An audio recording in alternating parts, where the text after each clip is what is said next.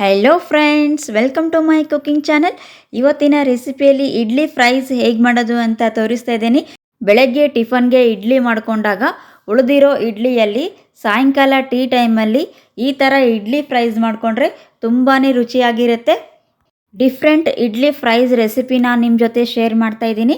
ಮಾಡಲು ಬೇಕಾಗಿರುವ ಇಂಗ್ರೀಡಿಯೆಂಟ್ಸ್ ನೋಡೋಣ. ಬೆಳಗ್ಗೆ ಬ್ರೇಕ್ಫಾಸ್ಟ್ಗೆ ಇಡ್ಲಿ ಸಾಂಬಾರು ಮಾಡಿಕೊಂಡಿದ್ದೆ. ಅದರಲ್ಲಿ 5 ಇಡ್ಲಿ ಉಳಿದಿರೋ ಇಡ್ಲಿಯಲ್ಲಿ ಸ್ನ್ಯಾಕ್ ಹೇಗೆ ಮಾಡೋದು ಅಂತ ತೋರಿಸ್ತಾ ಇದ್ದೀನಿ. ಇದು ಇಡ್ಲಿ ತೊಗೊಂಡಿದ್ದೀನಿ.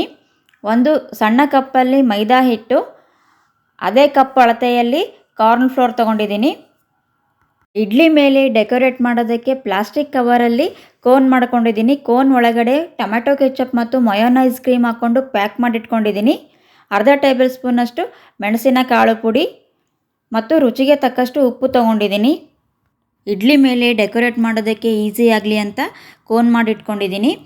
ನಿಮಗೆ ಬೇಕಿದ್ದರೆ ಮಾಡ್ಕೊಳ್ಳಿ, ಇಲ್ಲ ಅಂದರೆ ಬೇಡ. ಇಡ್ಲಿ ಮೇಲೆ ಟೊಮೆಟೊ ಕೆಚಪ್ ಹಾಕ್ಕೊಂಡು ತಿನ್ಕೋಬಹುದು.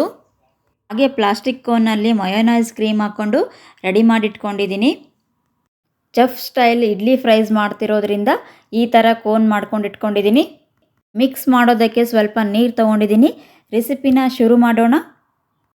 ಮೊದಲಿಗೆ ಇಡ್ಲಿ ಉದ್ದವಾಗಿ ಕಟ್ ಮಾಡ್ಕೊತಾ ಇದ್ದೀನಿ. ನಿಮಗೆ ಯಾವ ಸೈಜಲ್ಲಿ ಬೇಕೋ ಆ ಸೈಜಲ್ಲಿ ಇಡ್ಲಿನ ಕಟ್ ಮಾಡ್ಕೊಳ್ಳಿ. ಎಲ್ಲ ಇಡ್ಲಿನೂ ಈ ಥರ ಕಟ್ ಮಾಡ್ಕೊಂಡು ಇಟ್ಕೊಂಡಿದ್ದೀನಿ. ಬೌಲ್ಗೆ 1 ಕಪ್ ಮೈದಾ ಹಿಟ್ಟು ಹಾಕ್ಕೊತಾ ಇದ್ದೀನಿ. 1 ಕಪ್ ಕಾರ್ನ್ ಫ್ಲೋರ್, ಅರ್ಧ ಟೇಬಲ್ ಸ್ಪೂನಷ್ಟು ಕಾಳು ಮೆಣಸಿನ ಪುಡಿ ಮತ್ತು ರುಚಿಗೆ ತಕ್ಕಷ್ಟು ಉಪ್ಪು ಹಾಕ್ಕೊಂಡು ಹಿಟ್ಟು ಚೆನ್ನಾಗಿ ಮಿಕ್ಸ್ ಮಾಡ್ತಾ ಇದ್ದೀನಿ. ಸ್ವಲ್ಪ ನೀರು ಹಾಕ್ಕೊಂಡು ಹಿಟ್ಟು ಸ್ಮೂತ್ ಆಗೋವರೆಗೂ ಮಿಕ್ಸ್ ಮಾಡ್ಕೊತಾ ಇದ್ದೀನಿ. ಹಿಟ್ಟು ಜಾಸ್ತಿ ತೆಳ್ಳಗೆ ಮತ್ತು ಗಟ್ಟಿಯೂ ಕೂಡ ಮಾಡ್ಕೋಬಾರ್ದು. ಇಡ್ಲಿಗೆ ಕೋಟಿಂಗ್ ಮಾಡೋದಕ್ಕೆ ಫ್ಲೋವಿಂಗ್ ಕನ್ಸಿಸ್ಟೆನ್ಸಿಯಲ್ಲಿ ಮಾಡ್ಕೊತಾ ಇದ್ದೀನಿ. ಈ ಥರ ಇಷ್ಟು ಸ್ಮೂತಾಗಿ ಮಾಡಿಕೊಂಡ್ರೆ ಸಾಕು. ಇಡ್ಲಿಗೆ ಎಷ್ಟು ಬೇಕೋ ಅಷ್ಟು ನೋಡ್ಕೊಂಡು ಮಾಡ್ಕೊಳ್ಳಿ. ಕಟ್ ಮಾಡ್ಕೊಂಡಿರೋ ಇಡ್ಲಿ ಹಿಟ್ಟಲ್ಲಿ ಅದ್ದಿ ಕೋಟಿಂಗ್ ಮಾಡ್ತಾಯಿದ್ದೀನಿ. ಈ ಥರ ಹಿಟ್ಟಲ್ಲಿ ಡಿಪ್ ಮಾಡಿಕೊಂಡು ಎಣ್ಣೆಯಲ್ಲಿ ಫ್ರೈ ಮಾಡ್ಕೊತಾ ಇದ್ದೀನಿ. ಇದೇ ಥರ ಎಲ್ಲ ಇಡ್ಲಿನೂ ಹಿಟ್ಟಲ್ಲಿ ಡಿಪ್ ಮಾಡಿಕೊಂಡು ಎಣ್ಣೆಯಲ್ಲಿ ಫ್ರೈ ಮಾಡ್ಕೊತಾ ಇದ್ದೀನಿ.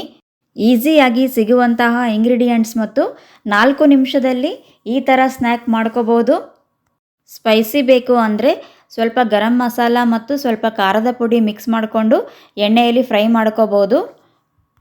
ಈ ಥರ ಸ್ನ್ಯಾಕ್ ಮಾಡಿದರೆ ಚಿಕ್ಕವರಿಂದ ದೊಡ್ಡೋರವರೆಗೂ ಇಷ್ಟಪಟ್ಟು ತಿಂತಾರೆ. ನೀವು ಕೂಡ ಟ್ರೈ ಮಾಡಿ ಕಮೆಂಟ್ ಮಾಡಿ ತಿಳಿಸಿ. ಲೈಕ್ ಮಾಡಿ, ಶೇರ್ ಮಾಡಿ. ಯಾರಾದರೂ ಹೊಸದಾಗಿ ನನ್ನ ಚಾನಲ್ ನೋಡ್ತಿದ್ರೆ ಈಗಲೇ ಸಬ್ಸ್ಕ್ರೈಬ್ ಮಾಡಿಕೊಂಡು ಬೆಲ್ ಐಕನ್ನ ಕ್ಲಿಕ್ ಮಾಡ್ಕೊಳ್ಳಿ. ಗೋಲ್ಡನ್ ಬ್ರೌನ್ ಆಗೋವರೆಗೂ ಎಣ್ಣೆಯಲ್ಲಿ ಫ್ರೈ ಮಾಡ್ಕೊತಾ ಇದ್ದೀನಿ. ಸ್ವಲ್ಪ ಕಲರ್ ಚೇಂಜ್ ಆಗಿ ಕ್ರಿಸ್ಪಿಯಾಗಿದೆ. ಇದನ್ನು ತೆಗೆದು ತಟ್ಟೆಗೆ ಹಾಕ್ಕೊತಾ ಇದ್ದೀನಿ. ಇದೇ ಥರ ಎಲ್ಲ ಇಡ್ಲಿನೂ ಫ್ರೈ ಮಾಡ್ಕೊಂಡಿಟ್ಕೊಳ್ಳಿ. ಪ್ಲೇಟಲ್ಲಿ ಇಡ್ಲಿನ ಜೋಡಿಸ್ಕೊತಾ ಇದ್ದೀನಿ. ಇಡ್ಲಿ ಮೇಲೆ ಟೊಮೆಟೊ ಕೆಚಪ್ ಹಾಕ್ಕೊತಾ ಇದ್ದೀನಿ. ಈ ಥರ ಟೊಮೆಟೊ ಕೆಚಪ್ ಹಾಕೋದ್ರಿಂದ ನೋಡೋದಕ್ಕೆ ಚೆನ್ನಾಗಿ ಕಾಣಿಸುತ್ತೆ. ಇದೇ ಥರ ಮಯೋನೈಸ್ ಕ್ರೀಮ್ ಹಾಕ್ಕೊಂಡು ಡೆಕೋರೇಟ್ ಮಾಡ್ಕೊತಾ ಇದ್ದೀನಿ. ಈ ಥರ ಡೆಕೋರೇಟ್ ಮಾಡಿಕೊಂಡ್ರೆ ಅಟ್ರಾಕ್ಟಿವ್ ಆಗಿ ಕಾಣಿಸುತ್ತೆ. ಇಡ್ಲಿ ಫ್ರೈಸ್ ಟೊಮೆಟೊ ಕೆಚಪ್ ಜೊತೆ ಎಂಜಾಯ್ ಮಾಡಿ. ಮತ್ತೆ ಸಿಗ್ತೀನಿ ಮತ್ತೊಂದು ರೆಸಿಪಿಯೊಂದಿಗೆ.